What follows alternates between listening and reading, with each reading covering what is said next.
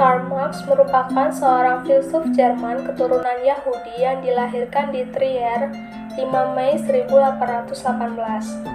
Pada perkembangan berikutnya, Marx dijadikan sebagai seorang intelektual muda yang mulai terjun ke dunia pemikiran.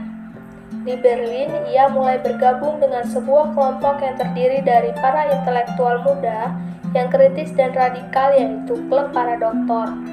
Pada saat itu, Marx masih tergolong junior.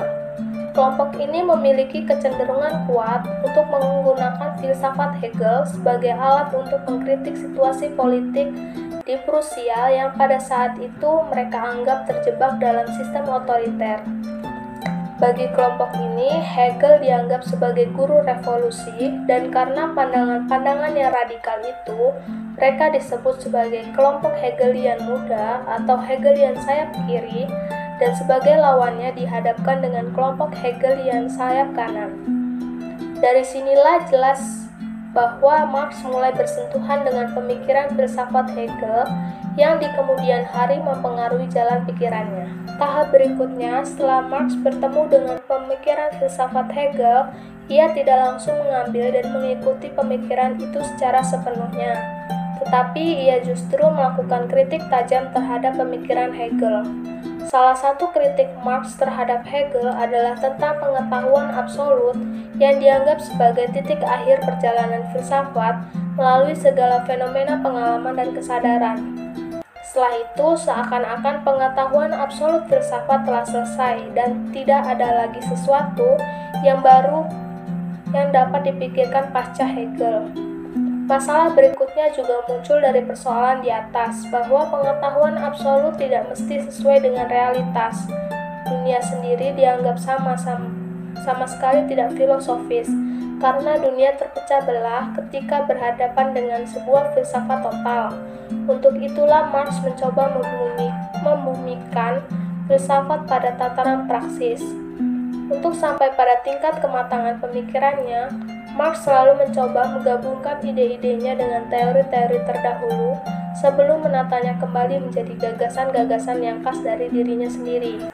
Salah satu pemikiran Marx adalah tentang kesadaran kelas dan konflik.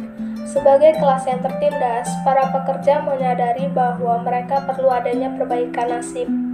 Menurut Marx, kesadaran itu muncul ditandai dengan adanya perjuangan untuk melawan kaum borjuis. Kemudian setelah itu muncul inisiatif untuk melakukan konsolidasi terhadap seluruh pekerja. Setelah semuanya memiliki kemantapan sikap, maka dimulailah perlawanan terhadap kaum borjuis.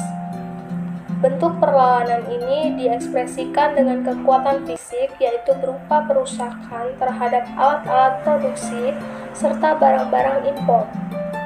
Pada taraf ini, menurut Marx, para pekerja merupakan massa lepas yang tersebar di seluruh negeri, dan dari massa mengambang ini, kekuatan terpecah karena adanya persaingan di antara mereka sendiri.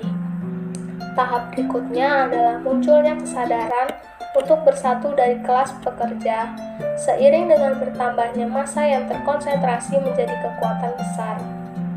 Bibit konflik pun dimulai dengan adanya huru-hara yang kemudian pertentangan itu semakin meruncing antara dua kelas yang saling berselisih. Fenomena menguatnya gerakan perlawanan kaum proletar mengakibatkan terpecahnya kaum borjuis, sehingga ada di antara kelas ini yang bergabung dengan massa proletar yang revolusioner.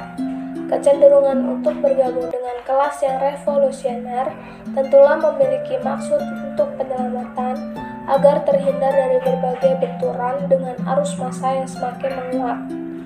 Pada akhirnya, menurut pengandaian Marx, keturunan borjuis dan kemenangan kaum proletar adalah sesuatu yang tidak terhindarkan.